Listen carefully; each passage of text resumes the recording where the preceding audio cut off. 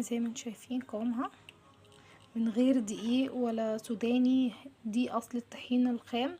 هنعمل مع بعض دلوقتي الطحينة. معايا كوباية سمسم ني، كوباية سمسم محمص، كوباية زيت. اهم حاجة المكونات كلها تبقى متساوية. اول حاجة نحط هنا عندي في بولة كوباية السمسم الني، كوباية سمسم محمص، هقلبهم مع بعض. بعد كده هطحنهم في المطحنة عندي.